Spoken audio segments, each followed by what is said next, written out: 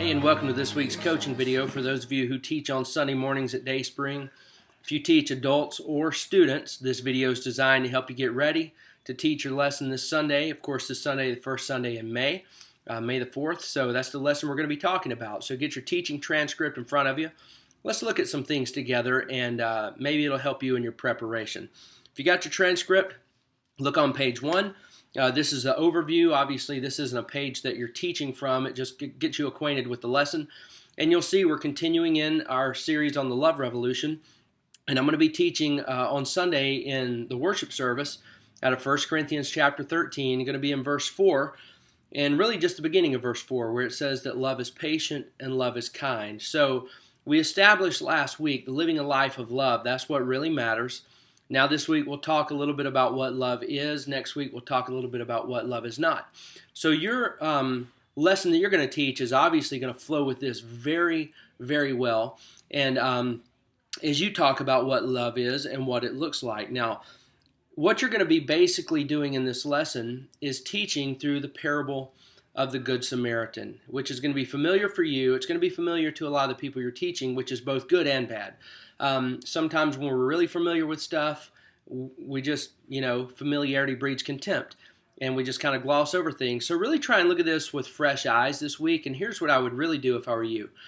Since we're going to be talking about love being patient, love being kind, as you read through the parable of the Good Samaritan, look for that specifically. Look for people in the story that Jesus is telling. Look for examples of patience and kindness. Look for examples of a lack of patience and a lack of kindness. I mean, really, if Jesus is saying this is what love is patient, love is kind. As you move through the story of the Good Samaritan, look for love as Jesus defined it in those terms, okay? Now let's look at the lesson you're going to be teaching. As you move on to page 2 in your transcript, this is where you get into your teaching lesson, and you'll notice the introductory statement that you're going to make appeals to last week's lesson. Look at the lead-in statement. You're going to say, hey, here's a little test to see who was paying attention last week. Last week's lesson, what did Jesus say were the most important things that we could do as Christians? Now, you remember this because you just taught it this past week. When Jesus was asked, what's the most important thing? He answered not really with just one statement, but two. He said, love the Lord your God with all your heart, soul, mind, strength. That's number 1. Number 2, closely associated, is to love your neighbor as yourself. That's what you're looking at in this question. When you say, so a little refresher, a little test, what did Jesus say was the most important? That's the answers you're looking for. Love God, love neighbor. Now, there's a great quote in the middle of page 2. Look at this. It's the one that's indented there. It says, in this life, and this is a quote from a guy named Brian Mavis who writes on church-related issues. He says, in this life, we can only do a few things really well. I think it's a good idea to make certain that one of those things is what Jesus says is most important. That is a fantastic quote because think about it. We spend a lot of time in life refining and perfecting certain skills. Some of them are work-related. Some are things we have to be good at. Some of them are just recreational, hobby-type things. But we spend a lot of time getting good at a lot of things. And this guy is saying, look, we're only going to be good at a few things. Wouldn't it make sense that we try and be good at the thing that Jesus said was the most important thing? I mean, that makes total sense, doesn't it? So we really ought to want to learn how to love neighbor as good as we possibly could. If Jesus said that's the most important thing you're ever going to do, because it's connected with loving God, which is the supreme thing that you need to do in this life, wouldn't it only stand to reason that we'd really want to know what it looks like to love neighbor and how we can do it as best as we can? Because Jesus said that's the most important thing. So that's really what this lesson is all about. Now, here's the tie-in. This lesson carries on last week's lesson. But here's how. Because when this guy asked the question to Jesus, what's the most important thing? And Jesus said, love God and love neighbor. Jesus went on from there to tell the story of the Good Samaritan. That's the context of that parable. So look over on page 3 of your teaching transcript. This is where you move into the parable of the Good Samaritan. And again, you see how this just carries over. It's almost like you're doing a 2-week lesson is what you're doing here. Now, what you're going to do here is you're going to get into the parable of the Good Samaritan. Luke chapter 10, you're going to start off having somebody read verses 25 through 30, which gets you into that story. Now, There are some great probing questions there. Before you get into the actual outline, look at those questions there toward the bottom end of page 3.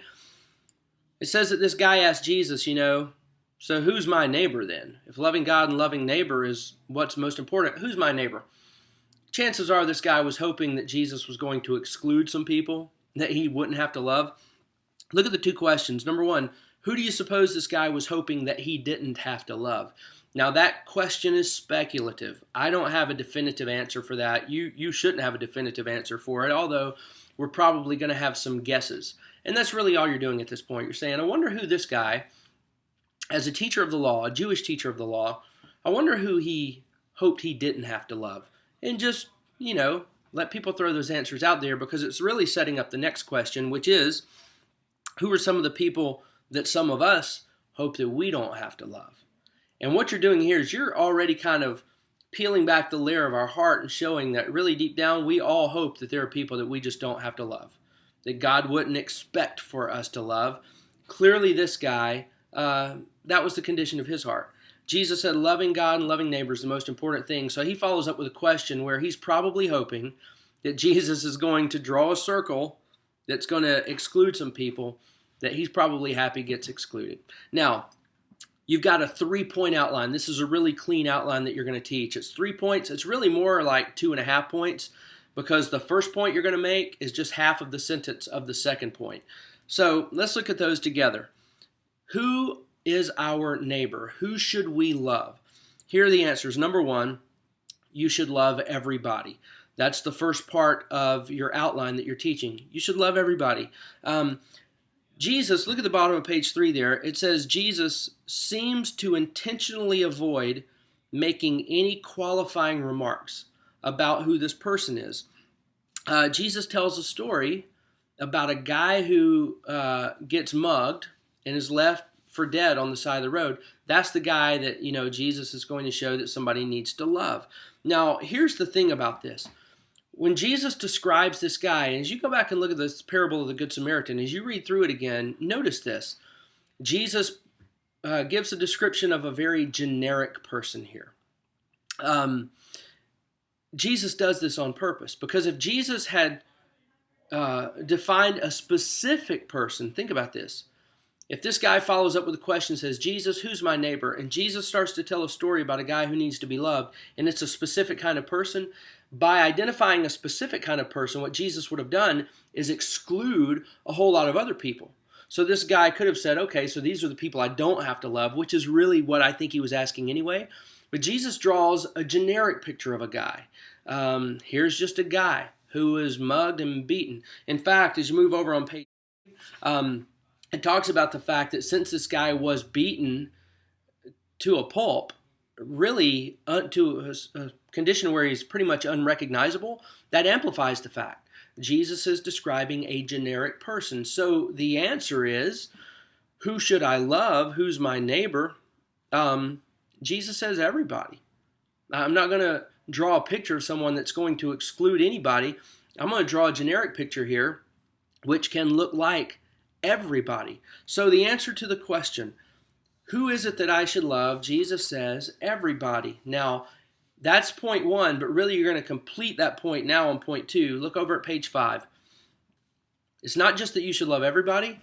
You should love everybody within your sphere of influence. You should love everyone, ... within your sphere of influence. I love it. At this point, you're going to read verse 31 in the parable of the Good Samaritan. And I love the wording that Jesus, remember, this is Jesus talking. Jesus says there was a guy who had been beaten and robbed and left on the side of the road. And then he says, and by chance, certain people passed by him. I love the way that Jesus does that. He's using really an expression, a figure of speech that would almost sound like this. You know how sometimes we'll say, and by coincidence, whatever. Jesus is using that kind of terminology to show that here's a guy who just so happened to be in this other guy's path.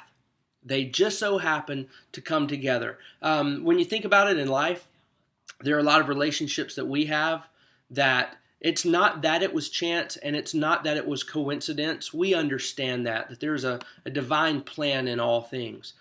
but we didn't really set it up.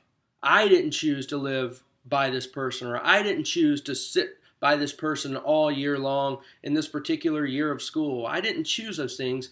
It just so happens that's how it worked out for me. And Jesus is drawing that picture here. Look at the statement right there on page 5 at the top portion where it says, say this, the underlined sentence.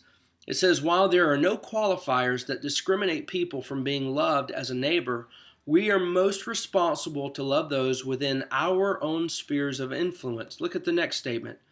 If you were to imagine the large circle that makes up everyone, talking about all people, that group will include people inside your smaller group, your smaller circle of influence. Those people are your everyone. So when Jesus says, here's who you're to love, everyone, specifically for you, everyone within your sphere of influence, everyone that you just so happen to be around. Now, this is a really big part of your lesson, and you may want to press this a little further by perhaps asking people at this point to imagine, or even to write down, or even speak out loud, who are some people that would fall under the category for you of, hey, I just so happen. I mean, you may want to ask them, who are the people in your life that now that you think about it, you just so happen to be working with them these days, or you just so happen to live down the street from them, or you just so happen to be a classmate of theirs and have to sit next to them all year long. Who are the people that really God has put in your life that really you've never really thought about this, but they just so happen to be within your circle of influence? These are the people that God expects us to love. These are the people that He has just so happened to have put in our paths. So Jesus makes it clear that His people are to love everyone. The way that God loves everyone, through His church is that this person loves these people, this person loves these people, this person loves these people, all across the board. God puts people in our path, and we just so happen to walk by them in life. Those are the people that we need to love. I'll tell you a great cross-reference for this if you want to use this for illustrative purposes or just for your own purposes as you study. I love the story in Acts chapter 3 where Simon, Peter, and John are on the way to the temple, and they just so happen to pass a guy who just so happens to get their attention by asking for help. And it just so happens they give this guy a good dose of Jesus. Now, was this a guy that they normally would have thought of? Would this have been a guy that they would have said, hey, God's intent is that we point this guy to Christ? Probably not. But they recognized it, and they fixed their eyes upon him. They noticed him. You'll notice that. Go and read the Acts chapter 3 passage.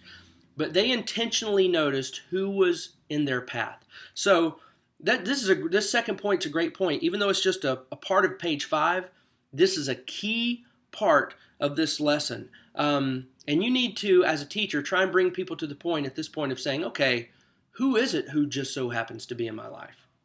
Because Jesus is answering the question, who am I supposed to love? And here's His answer so far. Everyone who just so happens to be in your sphere of influence. Okay? Now here's the third point of the outline, and this is kind of brings it to a close. Number 3 is you should love with your actions.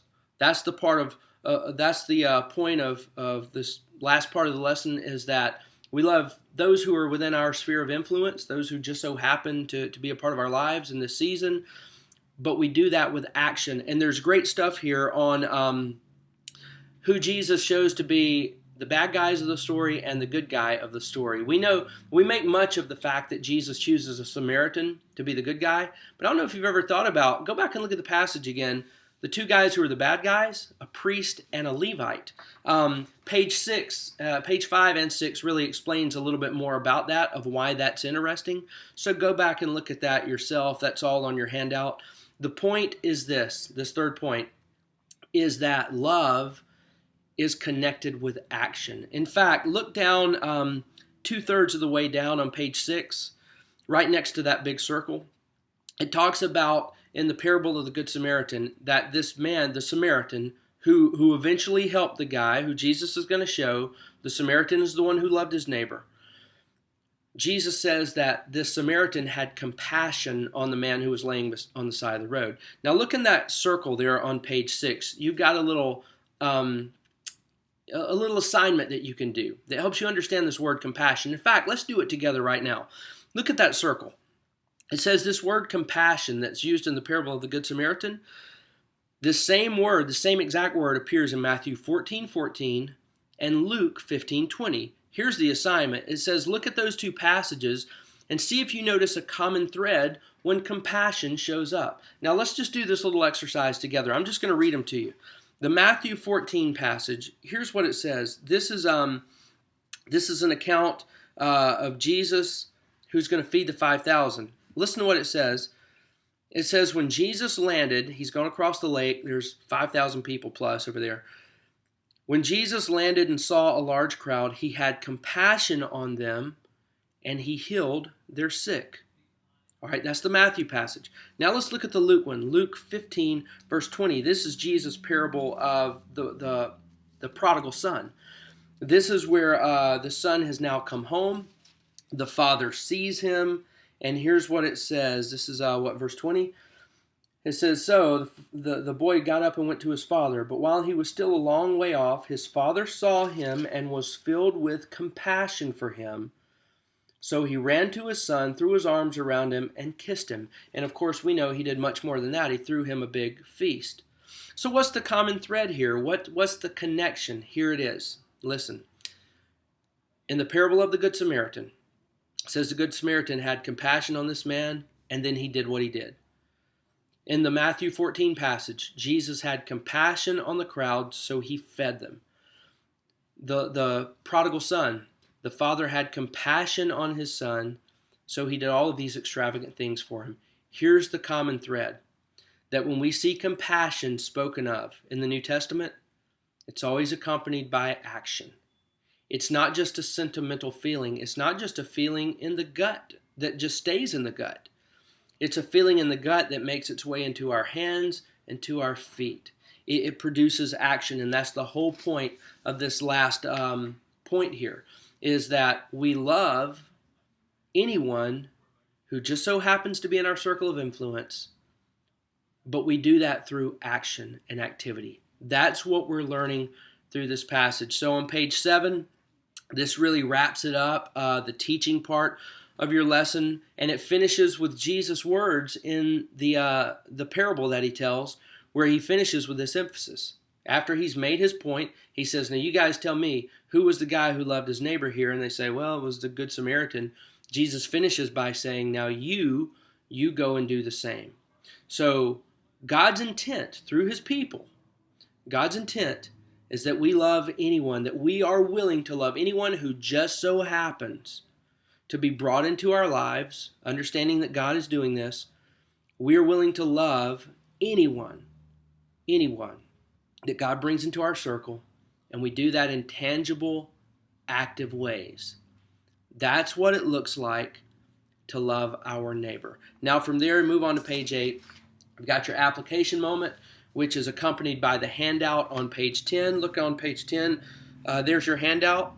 And I'm not going to get into this handout with you much because it's kind of self-explanatory, but I am going to point out to you that much of what's on this handout this week was on the back of last week's handout.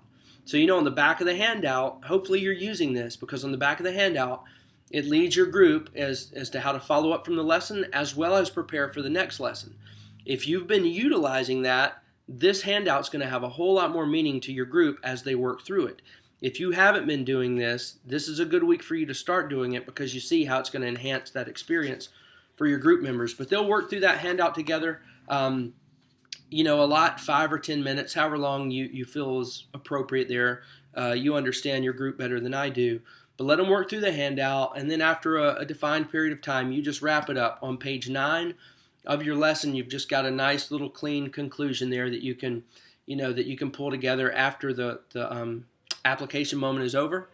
But what we're learning here is this: a life of love. This is what matters the most. When asked what matters the most, Jesus made it clear: love God and love people. And now Jesus is showing us what that looks like. What love is. and what it looks like. And it truly is a revolutionary thing. To live a life of love is a revolutionary way to live. And I can only pray that God is building into us hearts willing to live a life of love. Hey, thanks for listening in on this coaching session. I hope it's been helpful. I hope that what you teach really sticks this Sunday. God bless you, and we'll see you then.